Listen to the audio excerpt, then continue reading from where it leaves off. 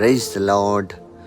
మనందరికీ తెలుసు, విజయవాడ ప్రాంతంలో గొప్ప వరదలు వచ్చినాయి. ఆ పట్టణాలన్నీ కూడా విజయవాడ నీటితో మునిగిపోయినాయి. అనేక గృహాలు నీటిలో మునిగిపోయి ఉన్నాయి.